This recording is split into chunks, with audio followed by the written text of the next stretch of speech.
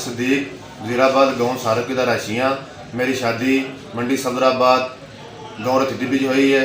राणा अख्तर निक्के खां वो मेरी शादी हुई है। तो जुल्म की बात यह है कि मेरे बच्चे उन्हें 2.5-3 साल तो मिलाने वास्ते लियाते सन। तो हुण मेरे बच्चों को लोगों के घर कामों वास्ते छोड़िया हुआ है।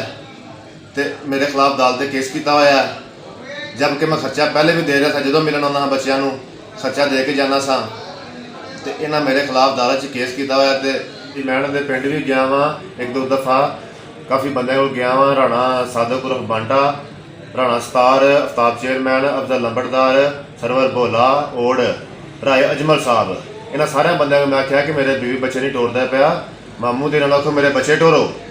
ये बावजूद भी किसी बंदे ने मेरी मतलब सुनी है, ना मामू ने सुनी है।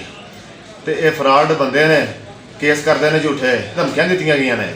तू अगर साढ़े दोबारा गाँव च वड़िया या तू केस से आया शेगूपुरे, तेन जान तो मार देना, तेरिया लत्तां तोड़ देनिया ने।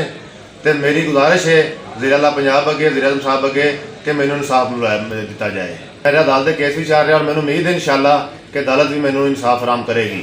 जी मेरे ससुराल वाले ने मेरिया बेटियां बेरे काम से छोड़िया हुई ने, उन्होंने कमाइयां भी खा रहे हैं, उल्टा मेरे को भी खर्चा लै रहे हैं। मेरी बेटियां ना मेरे बच्चों ना बहुत जुल्म हो रहा है, कोई पढ़ाई नहीं उन्होंने कराई जा रही, उन्होंने कमां ते लाया जा रहा है। ये फ्रॉड फैमिली है। इन्हें पहले भी 2 बच्चियां घर बिठाई इस तरह शादी करके। तो मेरी रिक्वेस्ट है कि मैनू इंसाफ फराम किया जाए।